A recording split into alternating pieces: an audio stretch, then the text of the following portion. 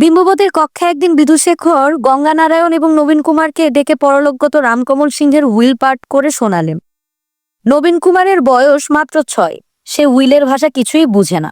আর গঙ্গানারায়ণেরও যে বিষয় সম্পত্তি টাকা পয়সা সম্পর্কে কোনো আগ্রহই নেই। বিধুশেখর জোর করে বিন্দুবাসিনীকে কাশিতে পাঠিয়ে দেবার পর থেকে গঙ্গানারায়ণ একদিকে যেমন দারুণ অনুতাপনলে দগ্ধ হচ্ছে, অন্যদিকে সারা বিশ্ব সংসারের প্রতিও একটা বিরাগ জন্মে গেছে তার। এতকাল সে বিধুশেখরকে শ্রদ্ধার চোখে দেখেছে, সে শ্রদ্ধা এখন ধূলিসাৎ হয়ে গেছে। এখন সে বিধুশেখরের মুখের দিকে ভালো করে চাইতেও পারে না। কালসোজ পার হয়ে গেলেও গঙ্গানারায়ণ এখনো সেলাই করা বস্ত্র পরিধান করে না, গায়ে একটি তসরের চাদর জড়ানো। সে উদাসীন মুখে বসলো ঘরের মেঝেতে, হাঁটুর উপর থুতনিটা স্থাপন করা। কিছু বুঝুক না বুঝুক নবীন কুমার গম্ভীরভাবে বাবু হয়ে বসে আছে মায়ের পাশে। তার অতি উজ্জ্বল চোখ দুটি বিধুশেখরের দিকে স্থির।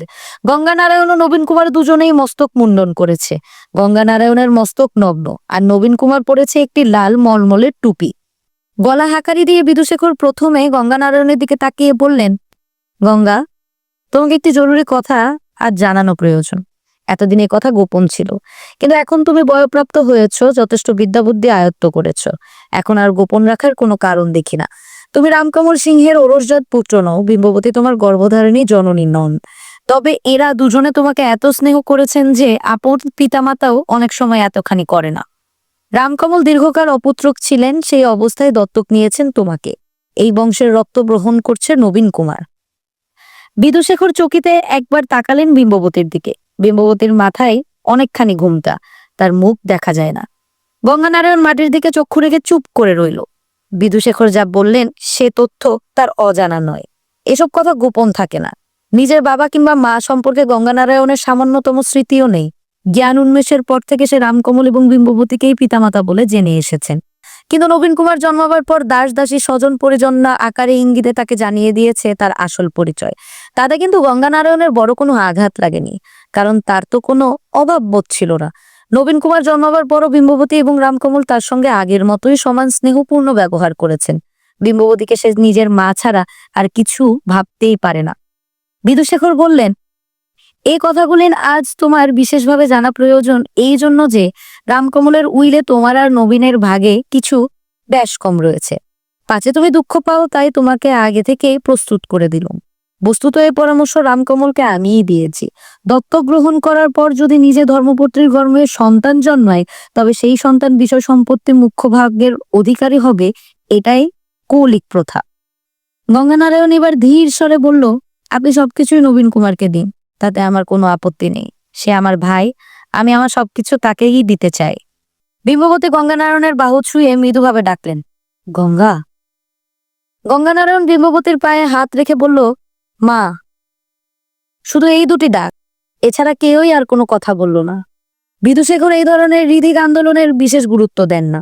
তিনি আবার কণ্ঠস্বর পরিষ্কার করে বললেন, যাক, আগে উইলটা পাঠ করে শোনাই। শ্রী শ্রী দুর্গা শরণং উইল পত্র মধ্যে কার্যং আপং জ্ঞানপূর্বক ও স্বেচ্ছাধীন এই উইল করিতেছি। আমার পৈতৃক দৌলত শ্রী শ্রী ঠাকুর ও জায়গা ও বাটি ও এলাবাস পোশাক তাবা পিতল কাঁসা ও রূপা সোনার বাসন গহনাদি যাহা কিছু, ইহার পঞ্চভাগের 1 ভাগ আমার বিধবা অপুত্রক ভাতৃজয়া হেমাঙ্গিনী দেবা পাইবেক। অপর 4 অংশ আমার উত্তরাধিকারীতে বর্তাইবে। আমার সর্পার্জিতা দৌলত ও সোনা রূপার বাসন ও গহনাদি ধর্মতলার বাটি বহুবাজারের বাটিদ্বয়। বিরাজিতলয়ের জমি 5 বিঘা শহর কলিকাতার মধ্যে খরিদা জায়গা জেলা যশোরের মোতালেক পরগণের খালিশপুর জমিদারি কটকের হুগলির জমিদারি। উইলটি খুব দীর্ঘ নয়। দেখা গেল রামকমল সিংহ 7টি পরগনার জমিদারি ও তালুক, কলকাতার মোট 7খানি বাড়ি ও বেশ কয়েক বিঘা জমি, 3টি ব্যবসা প্রতিষ্ঠানের মালিকানা, বন্ধকি কারবারে নিযুক্ত 7.5 লক্ষ টাকা, 1খানি জাহাজ, 2টি বৃহৎ কয়লা খনি, 10 লক্ষ টাকার সোনা জহরত, 3 জন সাহেবের কাছে ঋণ বাবদ প্রাপ্য 6,500 গিনি ইত্যাদি রেখে গেছেন। এর মধ্যে থেকে দান করা হয়েছে দাস দাসী পাইক গোমাস্তাদের বেতনের টাকা প্রতি 100 টাকা। অর্থাৎ যার বেতন 5 টাকা সে পাবে 500 টাকা। প্রধান গোমাস্তা দিবাকর পাবে বেতনের টাকা প্রতি 200 টাকা। আশ্রিতদের জন্য কিছু কিছু মাসোহারা, পৈতৃক গ্রামে দেব মন্দিরের রক্ষণাবেক্ষণের জন্য বার্ষিক 200 টাকা, সংস্কৃত কলেজের 2টি উৎকৃষ্ট ছাত্রকে প্রতি বছরের বৃত্তির জন্য 5,000 টাকা জমা ইত্যাদি। এই সমুদয় সম্পত্তির মধ্যে শুধু একটি পরগনার জমিদারি ও কলকাতার বউবাজারের একটি মাত্র বাড়ি দেওয়া হয়েছে গঙ্গানারায়ণকে, বাকি সবই নবীন কুমারের। শিশু নবীন কুমার সেই মুহূর্তে অতুল বৈভবের অধিকারী হয়ে গেল। গঙ্গানারায়ণের দৃষ্টি মাটির দিকে, তবু তার চক্ষু জ্বালা করে উঠল, বুক ভরে গেল প্রচন্ড অভিমানে। অতি কষ্টে অশ্রু সামলাতে সামলাতে সে অবাক হয়ে উঠল। কেন এই অভিমান? তার তো বিষয় সম্পত্তির সত্যিই লোভ নেই। তার নিজের যথেষ্ট যোগ্যতা রয়েছে। ব্রিটিশ সরকারের নীতির পরিবর্তন হয়েছে। তারা এখন হিন্দু কলেজের ভালো ছাত্রদের ডেকে ডেকে ডেপুটি কালেক্টরের চাকরি দিচ্ছে। গঙ্গানারায়ণের বেশ কয়েকজন বন্ধু সেরকম চাকরি পেয়ে সুখী। গঙ্গানারায়ণ যে কোনো সময় ইচ্ছে করলেই সেরকম কাজ করতে পারে, তবু কেন অভিমান? গঙ্গানারায়ণের শুধু মনে হচ্ছে, তাহলে কি রামকমল সিংহ তাকে আর ভালোবাসতেন না? যত স্নেহ দেখাতেন তার সবই ভান। আশ্রিত পরিজনদের চেয়ে তাকে সামান্য বেশি কিছু দান করেই তিনি কর্তব্য সেরেছেন। অতটুকু ছিলেন নবীন কুমার, তবু তার বেশ আমি তুমি জ্ঞান হয়েছে। বিধুশেখরের সব কথা মনোযোগ দিয়ে শুনে সে তীক্ষ্ণ গলায় জিজ্ঞেস করল, কার বেশি? দাদামণির বেশি না আমার বেশি? বিধুশেখর বললেন, তোমার। অমনি নবীন কুমার হাততালি দিয়ে বলল, আমার বেশি, আমার বেশি, দাদামণি হেরে গেছে। বিম্ববতী তাকে থামিয়ে দিয়ে বিধুশেখরকে প্রশ্ন করলেন, এ কোন উইল? এ উইলের কথা তো আমি কিছুই জানিনি। আগে তো অন্যরকম ছিল। বিধুশেখর বললেন, মাত্র গত মাসেই রামকমল উইল বদল করেছেন। তোমাকে জানানোর কথা তার মনে আসেনি বোধহয়। গঙ্গানারায়ণ রোষক শায়িত নেত্রে বিধুশেখরের দিকে তাকালো। সে বুঝতে পারল এ সমস্তই বিধুশেখরের কারসাজি। আপন ভোলা রামকমলকে দিয়ে বিধুশেখর যা খুশি করিয়ে নিতে পারেন। বিধুশেখর একসময় গঙ্গানারায়ণকে বেশ ভালোই বাসতেন, কিন্তু বিন্দুবাসিনীর সঙ্গে সেই ঘটনার পর গঙ্গানারায়ণ বিধুশেখরের স্নেহ থেকে পতিত হয়েছে। বিধুশেখর কঠিন মানুষ, গঙ্গানারায়ণকে বঞ্চিত করে এইভাবে তিনি শাস্তি দিলেন। গঙ্গানারায়ণ ক্রোধের সঙ্গে বলতে যাচ্ছিল, এই উইল আমি মানি না, কিন্তু সামলে নিল নিজেকে। বিধুশেখর দক্ষ আইনজ্ঞ, তিনি কোনো কাঁচা কাজ করবেন না। গঙ্গানারায়ণ বিম্ববতীর দিকে চেয়ে বললেন, মা, আমার কিছু চায় না, সবকিছুই নবীন কুমারের হোক। আমি এ বাড়ি ছেড়ে চলে যাব। বিম্ববতী কেঁদে ফেললেন। গঙ্গানারায়ণের মাথায় হাত রেখে মর্ম নিংড়ানো কণ্ঠে বললেন, গঙ্গা, তুই কোথাও চলে গেলে আমি মাথা কুটে মরব। তোরা দুজনেই আমার কাছে সমান। উইলে যাই লেখা থাক, সব সম্পত্তি তোদের দুজনের সমান থাকবে। তুই বড় ভাই, তুই তো নবীনের মাথার উপর থাকবি। বিধুশেখর বললেন, বৌঠান, দিন কখনো সমান যায় না। বিষয় সম্পত্তি ছেলে খেলার বস্তু নয়। রামকমল বুঝে শুনে উচিত ব্যবস্থা করে গেছে। আমার মনে হয় উইলে যেমন আছে সেই অনুসারে গঙ্গানারায়ণের বিষয় ভাগ করে দেওয়াই কর্তব্য। লজ্জাসীনা মৃদুভাষিনী বিম্ববতী এই প্রথম বিধুশেখরের কথার প্রতিবাদ করে দীপ্ত কণ্ঠে বললেন, না, আমি যতদিন বেঁচে রয়েছি গঙ্গা আমার কাছেই থাকবে। নবীন নাবালক, তার বিষয় দেখাশুনো করবে কে? বিধুশেখর বললেন, তুমি আর আমি, উইলে সেই রকমই লেখা রয়েছে। বিম্ববতী বললেন, আমার হয়ে গঙ্গাই দেখবে সবকিছু। এটা আপনি কাগজে লেখাপড়া করে নিন। গঙ্গা, তোর কাছে আমার এই মাথার দিব্যি রইল, তুই নবীনেতে আর তোতে কখনো পৃথক দেখবি না। তোরা দুজনে আমার দুই নয়নের মণি। বিধুশেখর বিরক্তভাবে গম্ভীর হলেন। ব্যাপারটা বেশ জটিল হয়ে রইল। সমগ্র সম্পত্তির উপর গঙ্গানারায়ণের আইনত কোনো অধিকার রইল না, কিন্তু বিম্ববতীর ওছি হিসেবে সম্পত্তি রক্ষণাবেক্ষণ ও কারবার পরিচালনার ব্যাপারে তার কৃতিত্ব থাকবে। এই জন্য বিধুশেখরের সঙ্গে তার ঠকাঠকি লাগবেই। গঙ্গানারায়ণ মনে মনে বিধুশেখরের সঙ্গে টক্কর দেবার জন্য প্রস্তুত হলো। তার জন্ম থেকে সে দেখে আসছে যে এই বাড়ির সবকিছুই বিধুশেখরের নির্দেশে চলে। এখন থেকে সে বিধুশেখরের সেই অধিকার ক্ষুণ্ণ করার সব রকম চেষ্টা করবে। বিধুশেখর গঙ্গানারায়ণকে বললেন, ভাইকে নিয়ে তুমি এখন একটু বাইরে যাও। বৌঠানের সঙ্গে আমার আরো দু চারটি কথা আছে। ওরা বেরিয়ে যাবার পরে দুজনেই চুপ করে বসে রইল খানিকক্ষণ। বিধুশেখর কোন রকম প্রতিবাদ সহ্য করতে পারেন না। বিম্ববতী তার ব্যবস্থা মানেননি। বিম্ববতী তার মুখের উপর কথা বলতে পারেন, এটাই যেন এখনো বিশ্বাস করতে পারছেন না বিধুশেখর। তিনি উগ্রভাবে বললেন, কাজটা ভালো করলে না বিম্ব। রামকমল সিংহ যা সম্পত্তি রেখে গেছে তা অনেক রাজা রাজরারও ভাগ্যে জোটে না। এমন সম্পত্তি নিয়ে অনেক সহোদর ভাইরাও মারামারি কাটাকাটি করে, আর গঙ্গা তো পরের ছেলে। বিম্ববতী বললেন, ও কথা বলবেন না। গঙ্গাকে আমি সে চোখে কখনো দেখিনি। মানুষ অনেক বদলে যায় বিম্ব। গঙ্গা যে নবীনকে হিংসে করবে না কখনো, তাকে কেউ বলতে পারে? সেজন্যই তার সম্পত্তি আলাদা করে দিতে চেয়েছিল। ওর এখন থেকে আর এই বাড়িতে না থাকাই মঙ্গল। গঙ্গা হীরের টুকরো ছেলে, আমার চেয়ে বেশি তো তাকে কেউ চেনে না। ওর মনের মধ্যে লোভ বলে কোনো বস্তুই নেই। ছোট ভাইয়ের সঙ্গে ও কোনোদিন অসহ্যে করবে না। বিদুশেখর ভ্রু কুঞ্চিত করে তাকিয়ে রইলেন। তার নিজের কন্যা বিন্দুবাসিনীর সঙ্গে গঙ্গানারায়ণ যে কাণ্ডটি করেছে সে কথা তিনি বিম্ববতীকে বলেননি, হয়তো এখনো বলার সময় আসেনি। বিম্ববতী বলেছে গঙ্গানারায়ণ হীরের টুকরো ছেলে, কিন্তু তিনি তো জানেন না গঙ্গা দুশ্চরিত্র। সে তার পরিবারে কলঙ্ক আনার চেষ্টা করেছিল, সেজন্য তার কাছে ওর কোনো ক্ষমা নেই। আমি নবীনের ভালোর জন্য এই ব্যবস্থা করেছিল। নবীন যেমন তোমার, তেমন তো সে আমারও। আপনি বলেছিলেন ও কথা আর কোনোদিন উচ্চারণ করবেন না, যদি কাকপক্ষীতেও টের পাই। না না, আর বলবো না, কোনোদিন বলবো না। এমন করে আপনাতে আমাতে নিবৃত্তে কথা বলাও কি ঠিক? ছেলেরা এখন বড় হয়েছে। তুমি চাও না আমি আর আসি? আপনি না এলে আমি চোখকে অসহায় দেখব। আমার আর কে আছে? তবে এই সময় ঘরে অন্য কেউ থাকলেই শোভন। বিম্ব, তুমি আর আমাকে প্রীতি করো না? বিম্ববতী বিদুশেখরের পায়ের উপর মাথাটা ছুঁয়ে কাঁদতে লাগলেন। বিদুশেখর তাকে তুলে ধরে বললেন, তোমার এই ভুবনমোহিনী রূপ রামকমল তার কোনো মূল্য দেয়নি। সন্তানহীনা বলে তোমার অশেষ দুঃখ ছিল, সেই দুঃখ জোড়াবার জন্য আমি তোমাকে একটি ছেলে দিয়েছি। সে কি পাপ?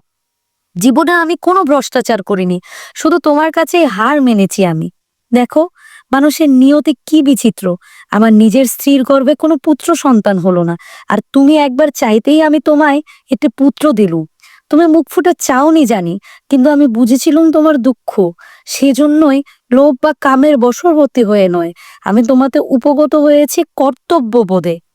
আমি ব্রাহ্মণ, কুলীন শ্রেষ্ঠ। বিবাহিতা রমণী ব্রাহ্মণ নিয়োগে সন্তান উৎপাদন দেশাচার সম্মত। তাই তোমায় বলছি, কোনো পাপ হয়নি, মনে ভয় রেখো না। থাক, একথা কোনোদিন কাকপক্ষীতেও জানবে না। আমি আর একলা আসবো না তোমার কাছে। বিম্ববতী কাঁদতেই লাগলেন। বিদুশেখর আবার বললেন, রামকমলকে আমি ভালোবাসতুম, তার অনেক গুণ ছিল, কিন্তু এই একটা ব্যাপারে আমি তাকে কখনো ক্ষমা করতে পারিনি। তোমার মতো এমন সোনার প্রতিমা ছেড়ে সে ছাই গাদায় পড়ে থাকতো। সে অভাগীর বেটির আমি এবার বাপের নাম ভুলিয়ে ছাড়বো। উইলে জানবাজারের বাড়ি কারুকে দান করার কথা লেখা নেই। এ হপ্তার মধ্যে আমি সে মাগিকে ও বাড়ি থেকে দূর করে দাঁড়াবো। কান্না মুছে বিম্ববতী বললেন, আহা, সে থাক না। বিদুশেখর অবাক হয়ে জিজ্ঞেস করলেন, কে থাকবে? কার কথা বলছো? বিম্ববতী বললেন, ওই যে মেয়েটি, ওই যে কমলা না কি যেন নাম শুনেছি, সে ও বাড়িতে আছে, থাক না। একটা বাড়িতে আর কি যাবে আসবে? কি বলছো তুমি? সাতঘাটের জল খাওয়া বেশ্যা মাগি, তার জন্য একখানা বাড়ি ছেড়ে দিতে হবে? কখনো না।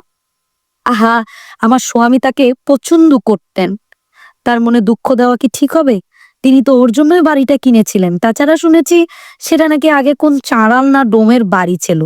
অমন বাড়ি দিয়ে আমাদের কি হবে? ডোম নয়, ডোম নয়, ডম অ্যান্টনি, এক ফিরিঙ্গির বাড়ি। সেখানে তো আমরা বসত করতে যাচ্ছি না। ভাড়া দিলে কোনো না কোনো 20-50 টাকা আসবে। মাগি একেবারে ডাইনি, রামকমলকে ভেড়া বানিয়ে রেখেছিল। এই হপ্তায় তাড়াবো আমি। এই বিষয়টি নিয়েই প্রথম বিদুশেখরের সঙ্গে গঙ্গানারায়ণের বিরোধ বাঁধল। মামলা মোকদ্দমা করবার আগে ভয় দেখিয়ে তাড়াবার জন্য কমলা সুন্দরীর বাড়িতে 4 জন পাইক সহ দিবাকরকে পাঠিয়ে দিলেন বিদুশেখর। যাবার সময় দিবাকরকে তিনি বলে দিলেন, কাজ উদ্ধার করে এসো, তোমার ভালো মতো ইনাম মিলবে। কি ইনাম দেব তা এখন বলবো না। বিদুশেখর ভালো রকমই জানেন যে দিবাকরের মতো আমলারা দুতরফ থেকেই টাকা খায়, সেই জন্য দিবাকরকে আগে থেকে টোপ দিয়ে রাখা দরকার। বিদুশেখর নিজে গেলে অবশ্য এক দাবরানি দিয়ে স্ত্রীলোকটিকে একেবারে দেশ ছাড়া করে দিতে পারতেন, কিন্তু ওই অপবিত্র স্থানে তিনি আর পদার্পণ করতে চান না। তাছাড়া ওখানে গেলেই রামকমলের স্মৃতি তাকে আবার বেশি করে পীড়া দেবে। ইনামের কথা শুনেই দিবাকর আসল ব্যাপারটা বুঝে নিয়েছে। স্ত্রীলোকটিকে ওই বাড়ি থেকে উৎখাত না করতে পারলে বড়বাবুর কাছ থেকে ধাতানি খেতে হবে। এই ডামাডোলের মধ্যে তার চাকরি নির্ভর করছে বড়বাবুর মর্জির উপর। দিবাকর যানবাজারে পৌঁছে বিরাট হম্বিতম্বি শুরু করে দিল। দাসদাসী ও 2-4 জন পরগাছা ধরনের মানুষের তখনও রয়ে গেছে সে বাড়িতে। দিবাকর সামনে যাকে দেখলে তারই ঘাড়ে ধাক্কা দিয়ে বলল, নিকালো, আবি নিকালো। দিবাকরের পেছনে ভয়ল চেহারায় পাইকদের দেখে ওই নারী পুরুষরা প্লাবনের সময়কার ইঁদুরের মতো দৌড়ে পালাতে লাগলো এদিক ওদিক।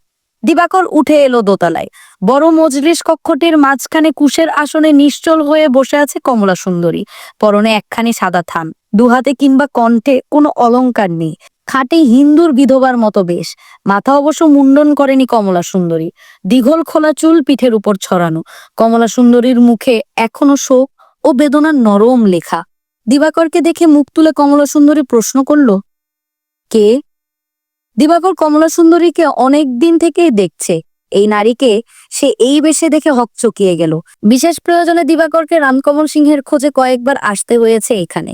এখন সে দেখছে এই স্ত্রীলোকটি যেন একটি সাজানো পুতুল। রামকমল সিংহ এই মেয়েটিকে নিয়ে পুতুল খেলা খেলতেন। গত কয়েক বছরে নিত্যপটীয়সী হয়ে উঠেছিল কমলা সুন্দরী। সেই কারণে তার সাজ ও অলংকারের মাত্রা আরো বেড়েছিল। তার এই নিরাভরণ দেহ যেন চেনাই যায় না। তাছাড়া বাবু মারা গেলে তার রক্ষিতারা আবার নতুন করে বাবু ধরবে, এটাই স্বাভাবিক। কোনো বেশ্যা যে বিধবার রূপ ধরতে পারে এমন কথা কেউ 7 জন্মে শোনেনি। দিবাকর বলল, এই ইয়ে বড়বাবু আমাকে পাঠিয়ে দিলেন। কমলা সুন্দরী বলল, বড়বাবু? বড়বাবু কে? সেই যে সেদিন এসেছিলেন, আমাদের বাবুর বন্ধু। তিনি এখন সবকিছুর মালিক। তা তিনি বললেন, আমি একজনকেই বড়বাবু জানি, যিনি আমাদের অকুল পাথারে ভাসিয়ে স্বর্গে গেছেন। আর বড়বাবু কেউ নেই। যা হয়ে গেছে তার তো আর ফেরাবার উপায় নেই। বাবু হঠাৎ চলে গেলেন। এখন বিদুশেখর মুখুজ্জি দণ্ডমুণ্ডের কর্তা। তিনি বলে পাঠালেন, এবারই তোমায় ছাড়তে হবে। আমি এবারই ছাড়বো? তারপর আমি কোথায় যাব? এই বাড়ি আমার বাড়ি। সেরকম ন্যাকাপড়া তো কিছু করে যাননি। বাবু ছিলেন আপন বলা। হঠাৎ মরে যাবেন তাও তো ভাবেননি। এখন তো মেয়ে, তোমার নিজের পথ নিজেকেই দেখতে হবে। আমি যাব না। সে কথা বললে কি চলে? বাবু তোমায় আলাদা কিছু দিয়ে থুয়ে যাননি। বাবু সোনাদানা টাকা করে তো কম ঢালেননি তোমার পায়ে। আলাদা বাসা ভাড়া করে নেওগে। আমি এখান থেকে যাব না। দেখো মেয়ে, বেশি জেদ করোনি। বিদু মুখুজ্জির কবজা থেকে এ বাড়ি তুমি ছাড়তে পারবে না। আমার বাবু এখানে মরেছেন, আমিও এখানেই মরবো। আমি মরলে তারপর তোমরা এ বাড়ি দখল নিও। মালাই সার, এমন কাঁচা বয়সে তুমি মরবে কেন? তোমার তো গোটা জীবনটাই সামনে পড়ে আছে। তবে এ বাড়ির মায়া তোমার ছাড়তেই হবে। খবরদার আমার সামনে এসো না। দুপা এগিয়ে এসেও দিবাকর থমকে দাঁড়ালো। হঠাৎ বন বিড়ালির মতো ফোঁস করে উঠেছে কমলা সুন্দরী। ঈষৎ কঠিন হয়ে দিবাকর বলল, তবে কি তোমার জোর করে তুলতে হবে? আমার ওপর যা হুকুম। কেন অবুঝপনা করছো? কমলা সুন্দরী বলল, তুমি আমার গায়ে হাত দিয়ে দেখো। আমি তক্ষুনি বিষ খেয়ে আত্মঘাতিনী হব। এই যে বিষ রেখেছি। আসনের এক প্রান্ত তুলে দেখালো কমলা সুন্দরী। সেখানে সত্যিই একটি কাগজের পুড়িয়া রয়েছে। দিবাকর আর সাহস করল না। স্ত্রীলোকের উপর জোর জবরদস্তি করা তার ঠিক পছন্দ হয় না। তাছাড়া মাত্র তো কয়েকদিন আগে এই রমণে ছিল তার বাবুর 2 নয়নের মণি। তখন এর মনোরঞ্জনের জন্য রামকমল সিংহের আদেশে কত কিছু জোগাড় করতে হয়েছে তাকে। আর আজ সেই রমণীকেই সামান্য কুকুর বিড়ালের মতো গলা ধাক্কা দিয়ে তাড়াতে দিবাকরের মতো ঘোর বিষয় বুদ্ধি সম্পন্ন মানুষেরও চক্ষু লজ্জা হলো। আরো একটা কথা, হঠাৎ যদি সত্যিই বৃষ্টিস খেয়ে বসে, তখন তার হ্যাপা সামলাবে কে? তখন হয়তো বিদুশেখরই তাকে বলবে, কে তোকে বলেছিল হাত ধরে টানাটানি করতে? আমাকে আরেকবার জিজ্ঞেস করে যাসনি কেন? মুখ রক্ষার জন্য দিবাকর বলল, আমি আরো 2 দিন সময় দিয়ে যাচ্ছি। এর মধ্যে একটা কিছু বন্দোবস্ত করে নাও। এবারই তোমায় ছাড়তেই হবে বলে রাখলুম। সে বাড়ি থেকে বেরিয়ে দিবাকরের আবার আফসোস হলো। কার্য উদ্ধার না করে গেলে বিদুশেখরের কাছে কতখানি ধাতানি খেতে হবে কে জানে। বারাঙ্গনাটির কাছে জব্দ হয়ে গেল সে। তার মনে হলো ওইসব বৈধব্যের বেস্টেস আসলে ভ্যাক। আসনের নিচে বিষ পর্যন্ত রেখেছে। এসব তো ও মেয়ের নিজের বুদ্ধিতে কুলোবে না। নিশ্চয়ই ওর কানের মন্তর দিয়েছে অন্য কেউ। সহজে ও বাড়ি ছাড়বে না। ফিরে এসে দিবাকর দেখলো বৈঠকখানা ঘরে বিধুশেখর আর গঙ্গানারায়ণ অনেক দলিল দস্তাবেজ খুলে বসে হিসেবের কাজে ব্যস্ত। তাদের দুজনের কাছেই দিবাকর তার অভিযানের পরিণাম ব্যক্ত করলো। বিধুশেখর চোয়াল শক্ত করে বললেন, তুমি গলা ধাক্কা দাওনি, ভালোই করেছো। আদালতের পেয়দা পাঠিয়েই ও কাজটা সারা যাবে। গঙ্গানারায়ণ বলল, কেন? সে বাড়ি ছাড়বে না কেন? ও বাড়ির ওপর তার কি হক আছে? মামলা মোকদ্দমা করার দরকার কি? আমি নিজে গিয়েই তাকে তাড়িয়ে আসবো। বিধুশেখর বললেন, না না, এ সমস্ত জায়গায় তোমার যাবার দরকার নেই। গঙ্গানারায়ণ বলল, কেন? বাড়ি তো আমাদেরই, সেখানে আমি যেতে পারবো না কেন? বিধুশেখর বললেন, ওই বিদ্যা আগে দূর হোক, তারপর যেও। ওদের মুখ দর্শন করাও পাপ। বিধুশেখর নিষেধ করলেন বলেই গঙ্গানারায়ণ সেখানে গেল সেদিন সন্ধ্যাবেলায়, কারুকে কিচ্ছু না বলে, একেবারে একা। আবার রামকমল সিংহের নিজস্ব জুড়ি গাড়ি এসে থামল জানবাজারে কমলা সুন্দরীর গৃহের সামনে। গাড়িটি নিকষ কালো, মেহগনি কাষ্ঠে নির্মিত। এমনই চিক্কন পালিশ যেন দর্পণের মতো মুখ দেখা যায়। আর অশ্ব দুটি দুগ্ধ ধবল, তাদের পৃষ্ঠে জোরের কাজ করা খিংখা। গাড়ির সম্মুখে পিত্তল দণ্ড দুটির এত চাকচিক্য যে সোনা বলে ভ্রম হয়। অবশ্য রামকমল সিংহ তার জুড়ি গাড়িতে স্বর্ণদণ্ড ব্যবহার করলেও আশ্চর্যের কিছু ছিল না। গাড়ির সম্মুখে অধিষ্ঠিত বলগাধারী কোচম্যানের পোশাক মুঘল সেনানীর মতো, তাকে দেখলেই পথচারীদের মনে সম্ভ্রম জাগে। গাড়ির পিছনেও ঊর্ধ্বধারী দুজন রক্ষী দণ্ডায়মান থাকে সব সময়। 4 বছর আগে জানবাজারের এই গৃহটি ক্রয় করা হয়েছিল। তারপর থেকে প্রায় প্রতিদিনই রামকমল সিংহের এই জুড়ি গাড়িকে দেখা গেছে দ্বারের সামনে। কিন্তু আজকের আগমনের সঙ্গে তার কত তফাত। আগে গাড়িখানি থামবার পরই পিছন থেকে রক্ষী দুজন ছুটে এসে দৌড় খুলে দাঁড়াতো। মেদবহুল শরীর নিয়ে রামকমল সিংহ রক্ষী দুজনের স্কন্ধে হস্তস্থাপন করে ধীরে ধীরে নামতেন। তার মাথায় সোনালি জরির পাগড়ি, অঙ্গে মকমলের কুর্তা, হাতে গজদন্তের ছড়ি, আঙ্গুলগুলিতে মোট 6খানি আংটি। পুরুষ্ট গুফ সম্বিত মুখখানা সদা হাস্যময়। এদিক ওদিক তাকিয়ে তিনি স্লথ পায়ে ঢুকে যেতেন গৃহের মধ্যে। আজ সবকিছুর অন্য রূপ। জুড়ি গাড়ি থামার পরই তার ভেতর থেকে দ্রুত নেমে এলো এক নবীন যুবা। চুনোট করা ধুতি ও চীনা সিল্কের বেনিয়ান পরা, শরীরে কোনো অলংকার নেই। পাছে তাকে কেউ চিনতে ভুল করে, তাই কোচম্যান নেমে এসে চিৎকার করতে লাগলো, এই সব হট যাও, হট যাও, বাবুর বড় ছেলে এসেছে, গড় করো, বাবুর বড় ছেলে। গঙ্গানারায়ণ অন্যদের দিকে ভ্রুক্ষেপ করল না। সে থমকে দাঁড়িয়ে বাইরে থেকে একবার গৃহখানি নিরীক্ষণ করে নিল। গৃহটি দ্বিতল, তবে প্রস্থে অনেকখানি। কক্ষের সংখ্যা অন্তত 12-14টি হবেই। লৌহ ফটকের দুপাশে দুটি নারিকেল বৃক্ষ। গৃহের ডান পাশে ছোট একটি বাগানের মতো রয়েছে। গঙ্গানারায়ণ কোচম্যানের দিকে তাকিয়ে বলল, তুমি আগে আগে চলো। গঙ্গানারায়ণ 21 বৎসর বয়স্ক যুবা। এই প্রথম সে কোনো রূপক জীবনীর সঙ্গে সরাসরি কথা বলতে যাচ্ছে। তার মতো বড় বংশের এবং তার বয়সী যুবাদের এইসব প্রমোদ ভবনে গমনাগমন অতি স্বাভাবিক ঘটনা। তার বয়সে অনেক ধর্নাঢ্য যুবাই নিজ গৃহে এবং নিজ পত্নীর সঙ্গে একই শয্যায় রাত্রিযাপন করা বড় অসম্মানের কাজ মনে করে। সেই জন্য অনেকেরই বাঁধা রার থাকে। এমনকি অনেক ক্ষেত্রে এরকমও দেখা যায়, পিতা ও পুত্রের একই পল্লীর বিভিন্ন গৃহে গতায়াত আছে। কিন্তু হিন্দু কলেজের ছাত্ররা এই প্রথা পরিত্যাগ করেছে। গঙ্গানারায়ণের বন্ধুরা প্রায় সকলেই বারাঙ্গনাগমনকে ঘৃণার চক্ষে দেখে। এই বিষয়ে গঙ্গানারায়ণের ঘৃণা যেন আরো প্রবল। সে এসেছে তাদের পারিবারিক সম্পত্তি উদ্ধার করতে। যে কুলটা স্ত্রীলোকের জন্য তার মা বিম্ববতী এতকাল মনোকষ্ট পেয়েছেন, সেই স্ত্রীলোকটিকে সে আজই গৃহছাড়া করবে। কোচম্যান ও অন্যান্য অনুচররা হট বলতে লাগলো। গঙ্গানারায়ণ সিঁড়ি দিয়ে উঠে এলো দ্বিতলে। মজলিস কক্ষটিকে একটু আগেই যেন পরিষ্কার করা হয়েছে। ডুগি, তবলা, হারমোনিয়াম, ঘুঙুর সব অদৃশ্য। পরিচ্ছন্ন গালিচার উপর শুধু একটি মাত্র কৌচ। উপরতলায় কোনো পুরুষ মানুষ নেই। 3 জন সুসজ্জিত যুবতী দাসী যেন গঙ্গানারায়ণের জন্যই অপেক্ষা করেছিল। তারা কৃতার্থ ভঙ্গিতে বলল, আজ আমাদের কত বড় সৌভাগ্য, আপনি নিজে এ বাড়িতে পায়ের ধুলো দিয়েছেন। তারা গঙ্গানারায়ণের হাত ধরে নিয়ে গিয়ে বসালো সেই কোচে। একজন হাঁটু গেড়ে বসে গঙ্গানারায়ণের পা থেকে জুতো খুলতে লাগলো, আর একজন দৌড়ে গিয়ে নিয়ে এলো একটি শ্বেতপাথরের গেলাস ভর্তি শরবত। সেটি হাতে নিয়ে গঙ্গানারায়ণের সামনে অপ্সরার ভঙ্গিতে দাঁড়ালো। বিস্মিত গঙ্গানারায়ণ জিজ্ঞেস করলো, এ কি? মেয়েটি ঝলমল হাসে বলল, আপনি ক্লান্ত হয়ে এসেছেন, একটু পেস্তার শরবত আপনার সেবার জন্য। গঙ্গানারায়ণ হাত নেড়ে বলল, না না, আমার ওসবের প্রয়োজন নেই। অন্য একটি মেয়ে ততক্ষণে নিয়ে এসেছে আলবোলা। তার রূপ বাঁধানো নলটি এগিয়ে দিল প্রাক্তন প্রভুর পুত্রের দিকে। গঙ্গানারায়ণ তাকেও বলল, না না না, আমি ধূমপান করি না।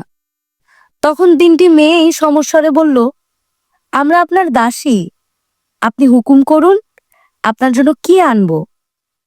গঙ্গানারায়ণ প্রথমে খানিকটা বিমূঢ় বোধ করল। নারীদের সঙ্গে সে সবসময় সম্ভ্রমপূর্ণ ব্যবহার করে। তার এই যাবৎ জীবনে সে এমন লজ্জাহীনা রমণী দেখেনি। দু চারজন আত্মীয়া ব্যতীত অপর নারীদের মুখ দর্শনই দুরূহ ঘটনা। পথে ঘাটে সে নিজ জাতীয়া স্ত্রীলোকদের দেখেছে বটে, কিন্তু গঙ্গানারায়ণ তাদের দিকে কখনো ভালো করে দৃষ্টিপাত করেনি। সে বরাবরই লাজুক স্বভাবের, কিন্তু এই স্ত্রীলোকদের এমন সাবলীল নির্লজ্জতা তাকে কাঁপিয়ে দেয়। তার দুই কর্ণমূল উষ্ণ হয়ে ওঠে। সে চক্ষু নত করল। দুটি মেয়ে টিপতে লাগলো গঙ্গানারায়ণের দুই পা, এবং এদের মধ্যে যে বেশি রূপসী সে গঙ্গানারায়ণের কানে তার নরম ওষ্ঠ ছুঁয়ে ফিস ফিস করে বলল, আপনার জন্য একটা শ্যাম্পেইন খুলবো কি? বেশি লজ্জা পেলে মানুষ হঠাৎ রুক্ষ হয়ে ওঠে। গঙ্গানারায়ণ অতিরিক্ত রুক্ষতার সঙ্গে বলল, এসব কি? আপনারা সরে যান, আপনাদের কর্ত্রীকে ডাকুন। একজন রমণী বলল, আমাদের কর্ত্রী তো আসবেন না। আরেকজন বলল, আমাদের পছন্দ হলো না। হে অদ্দেষ্ট! গঙ্গানারায়ণ এবার সব দুর্বলতা ঝেড়ে ফেলে বলল, কেন? তোমাদের কর্ত্রী আসবেন না কেন? একজন রমণী বলল, আপনি এসেছেন শুনেই তিনি ঘরে আগল দিয়েছে। আরেকজন বলল, তিনি আপনাকে মুখ দেখাবেন না। অন্যজন বলল, আপনি যে তার ছেলের মতন গো। গঙ্গানারায়ণ উঠে দাঁড়িয়ে বলল, আমি তেনার সঙ্গে কাজের কথা বলতে এসেছি, তোমরা সরে যাও।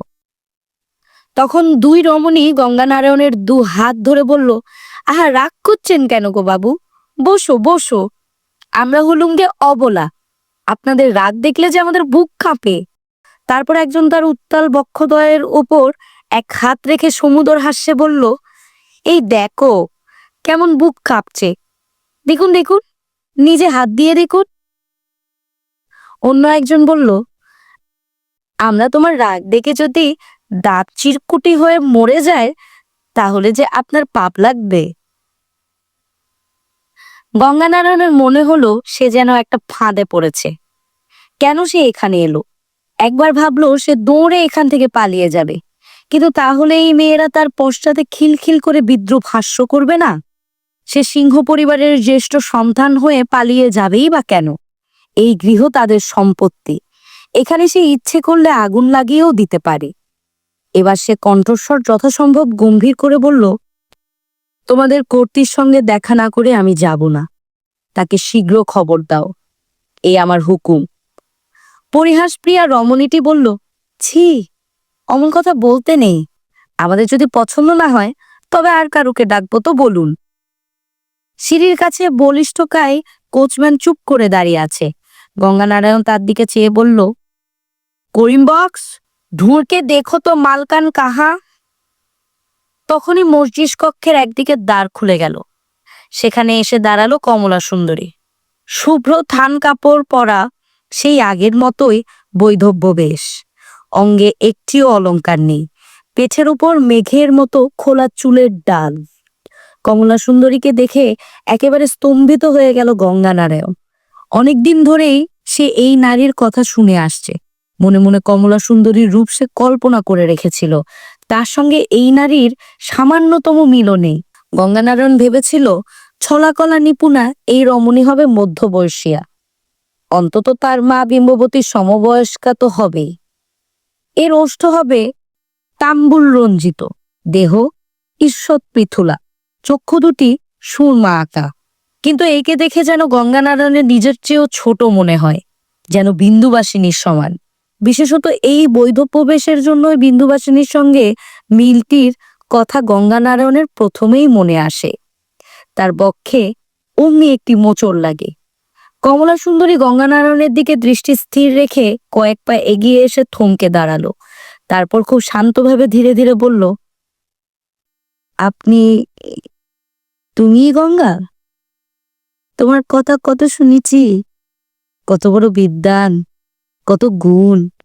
তুমি এসেছো, হে বাড়ি তো ধন্য হলো। গঙ্গানারায়ণ স্থির হয়ে দাঁড়িয়ে রইল, কোনো কথা বলতে পারল না। কমলা সুন্দরী আবার বলল, আমি হতভাগিনী, জানি নরকেও আমার স্থান হবে না। আমার জাত নেই, মান নেই, তবু আমি সর্বসমক্ষে বলবো, তোমার বাবা ছিলেন আমার স্বামী। আমি তাকে পতির চক্কে দেখেছি গো, আর কোনো চক্কে দেখিনি। ভগবান সাক্ষী, আমি তেনাকে কোনোদিন ছলনা করিনি।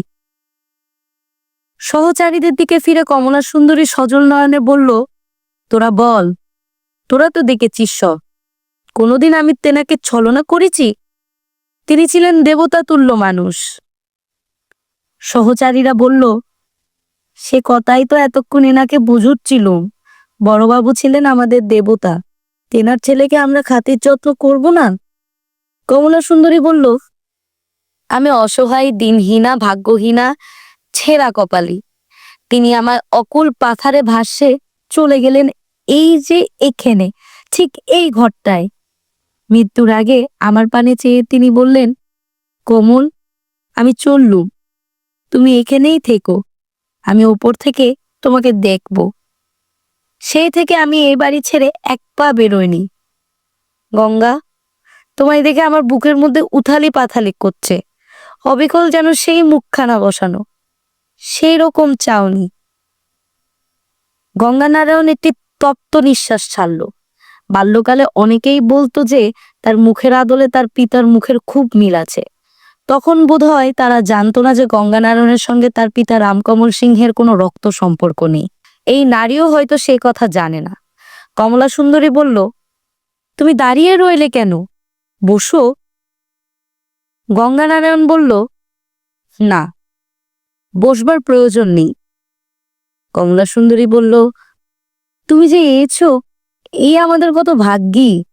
তোমায় দেখে তবু চক্ষু জুড়ালো, যেন তোমার মধ্যে তেনাকে দেখল। তিনি এ বাড়িতে শেষ নিঃশ্বাস ফেলেছেন। এ বাড়ি আমার কাশী বৃন্দাবন। আমি আমার শেষ দিনটি পর্যন্ত এখানে থেকে তেনার স্মৃতি পুজো করব।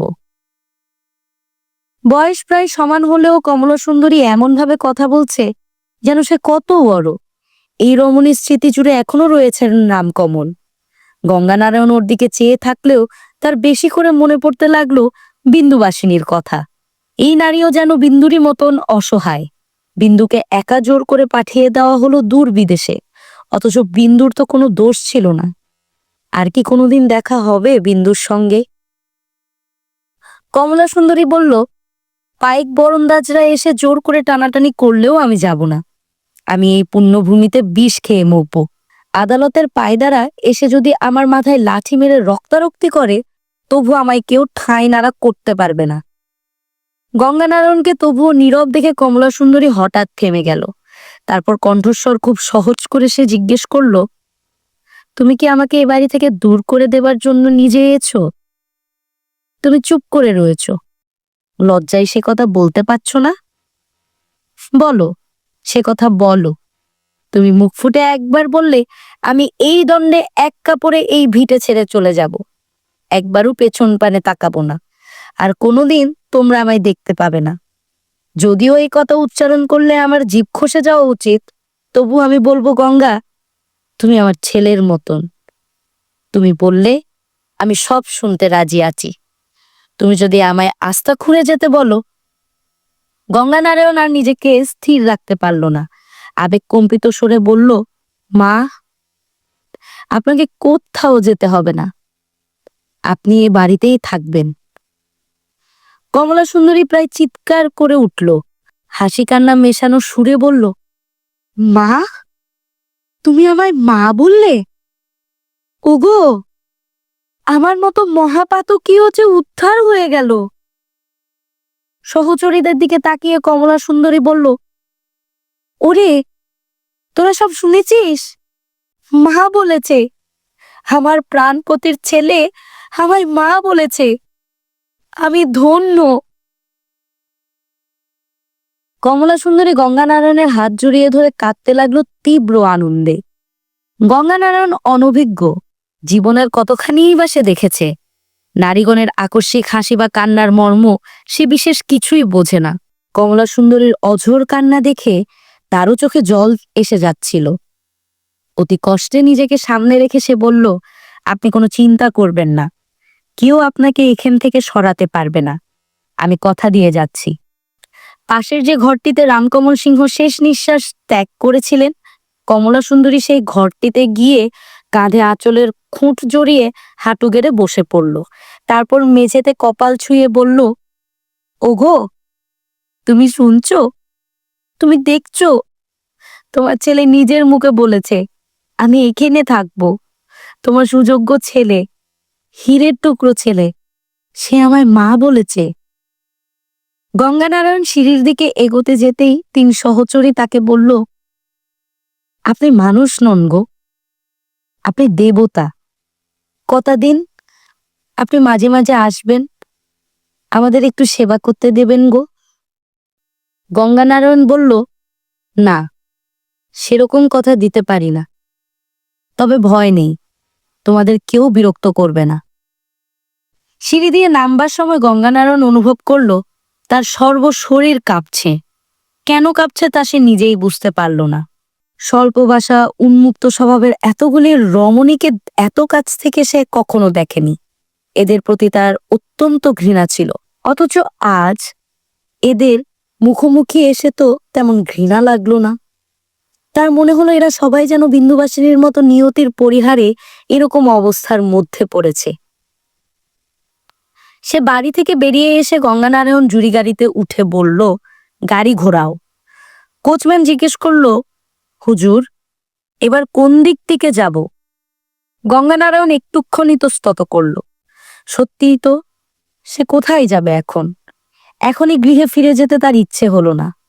তার মনে এখন তীব্র আশঙ্ক লিপ্সা। শুধু মনে পড়ছে বিন্দুবাসিনীর কথা, কিন্তু বিন্দুর সঙ্গে তার আর দেখা হবার উপায় নেই। কোচম্যানকে সে নির্দেশ দিল কেল্লার কাছে গঙ্গার ধারে গাড়ি নিয়ে যেতে। সে মুক্ত বায়ু সেবন করে শরীর জুড়োবে। এখন প্রতিদিনই সকালে বিধুশেখর এবং গঙ্গানারায়ণ কয়েক ঘন্টার জন্য আলোচনায় বসে।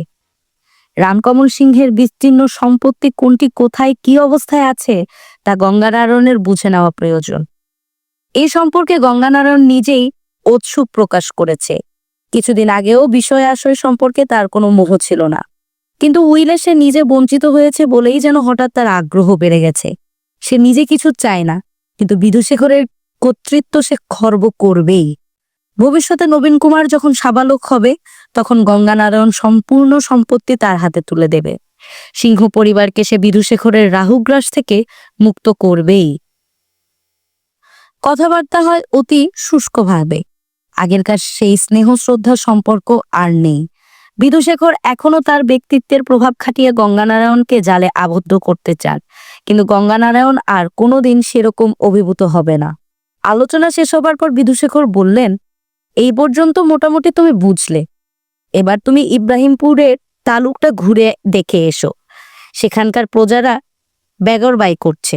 আমি বলি কি, ওদিককার নীল চাষের কারবারটা সাহেবদের কাছে বেচে দেওয়াই ভালো। সাহেবদের সঙ্গে নীল চাষের ব্যাপারে আমরা বুঝতে পারবো না। গঙ্গানারায়ণ বলল, দেখি, আমি নিজে একবার দেখে আসি। তারপর গঙ্গানারায়ণ অকস্মাৎ খুব সংক্ষিপ্তভাবে বলল, জানবাজারের বাড়িটা আমরা ছেড়ে দিচ্ছি। কথাটা বলেই গঙ্গানারায়ণ উঠে দাঁড়ালো, যেন এই বিষয়ে আর কিছু আলোচনার প্রয়োজন নেই। বিধুশেখর বিস্মিতভাবে বললেন, জানবাজারের বাড়ি?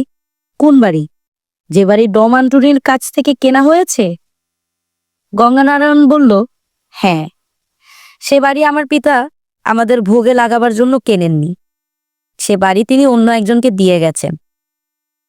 অন্য একজনকে দিয়ে গেছেন? কাকে? কাগজপত্রে কোথাও তার উল্লেখ রয়েছে? আমাকে দেখাও দেখি। লেখা না থাক, তার মুখের কথাই যথেষ্ট। বিধুশেখর গঙ্গানারায়ণের কথাটা উড়িয়ে দেবার চেষ্টা করে জোর দিয়ে বললেন, না না না না, ওসব কোনো কাজের কথা নয়। দেবদ্বিজে দান করলেও না হয় পরকালের কাজে লাগতো। না দেবাই না ধর্মায় এক বেশ্যামাগির ভোগে লাগবে ওই অত বড় বাড়ি? ছে, একটা মামলা ঠুকে দিলেই মাগি বাপ বাপ বলে পালাবে। গঙ্গানারায়ণ বিধুশেখরের মুখের উপর থেকে চোখ সরিয়ে নিল না, অকম্পিত গলায় বলল, না, মামলা ঠোকবার দরকার নেই। আমি কথা দিয়েছি, ও বাড়ি আমরা দখল নিতে যাব না। কথা দিয়েছ? কাকে কথা দিয়েছ?